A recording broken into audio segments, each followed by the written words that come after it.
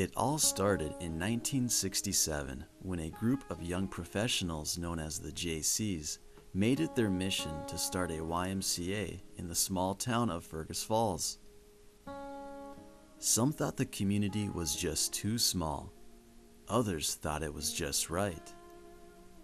A survey performed by the North Central Area YMCA put the matter to rest, proving that there was in fact sufficient interest in the area. On January 1st, 1968, a provisional board of directors got the ball rolling by enrolling 200 charter members who would provide the initial funding. Soon after, a search for an executive director resulted in a very qualified individual named Cliff Maxwell, who happily moved to Fergus Falls with his wife Doris. With an executive director in place, the next order of business was to secure a location and decide what type of recreational facilities would best serve the community. As it turns out, the JCs already had their eye on a particular downtown location. We came here in 1963, and I had worked at Ottertail Power Company for 7 years, and when I was working there were quite a few JCs in town, and so we were all looking for a place to congregate, and there was a bowling alley, 2 bowling alleys right at the end of, on the northwest corner of Union and the main street of Fergus Falls. And so we tried to get YMCA here, and they needed, in order to call an executive director, we had to raise quite a bit of money. While the exact amount is unknown, it was clearly more than any one person, business, or committee could handle. But the community rallied, and 4 months later in Waterloo, Iowa, North Central Area President Ray Johndall proudly presented Fergus Falls President Arthur Sethry with an official YMCA charter. This is the group that originally contributed to the first YMCA, and there's a long list of names, and people that gave a certain amount of money got a brick as a way to recognize them. However, it would be several years before those bricks would find a permanent home. Temporary space was found in a building owned by Northwestern Bell Telephone, whose previous tenant was Fergus Bowling Center. Almost immediately, a board of directors was elected, committees were appointed, and activities began. Hard-working volunteers began to transform the former bowling alley into a multi-purpose facility. Due to its limited space, the YMCA functioned primarily as a teen center for the first 2 years, with 13-year-old Jeff Mitzel being the first official member of the newly established Fergus Falls YMCA.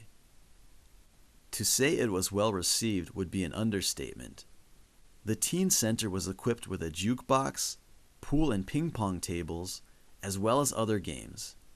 It became a popular gathering place for youth.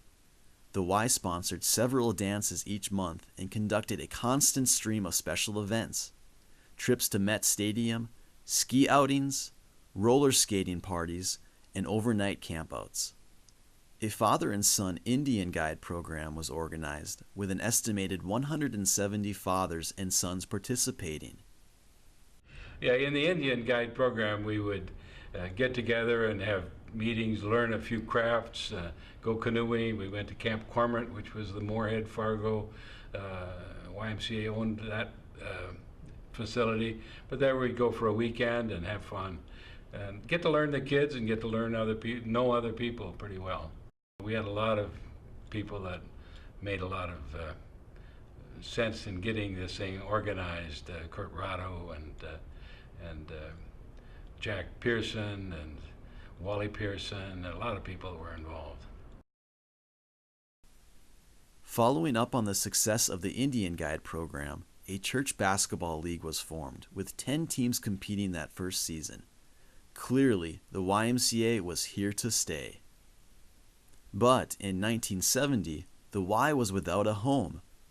Northwestern Bell Company was expanding and would soon need the space occupied by the Y. This resulted in a necessary relocation across the street into the Nazarene Church. Considering this was now the second of 2 temporary homes, the Y directors took a good hard look at the 2 years of rewarding experiences and decided the time was now or never to construct a new building to house everything needed for a complete family YMCA. The site had already been selected and consisted of 4.5 acres near the intersection of Freiburg and Fur. There was even a hopeful sketch of what the building would someday look like.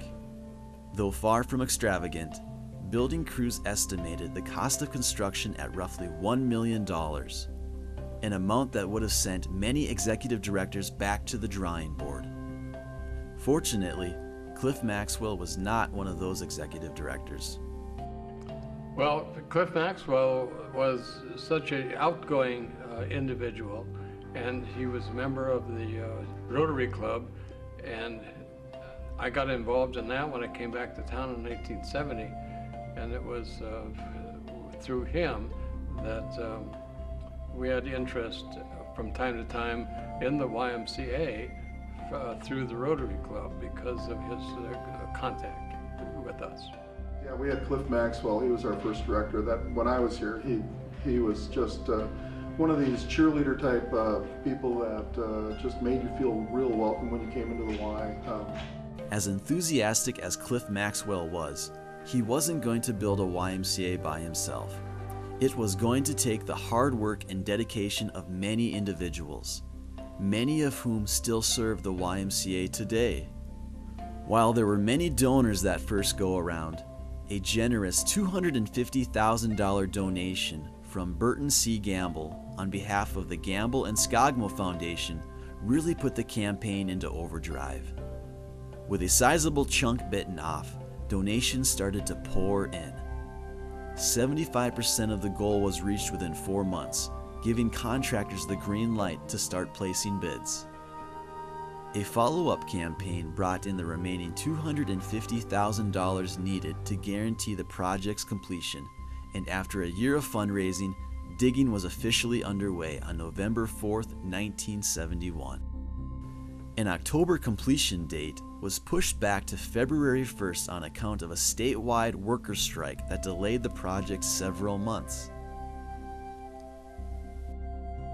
At last, the long wait was over, and in February of 1973, YMCA members shot their final basket in the Nazarene Church gym and stepped into their new home for the very first time. It seemed to be the end of an era, but it was really just the beginning. Residents far and wide embraced the new facility, so much so that within 5 short years, plans were underway for a major addition, including a pool, community room, and gym expansion. Past leaders stepped up to the plate, but they weren't alone.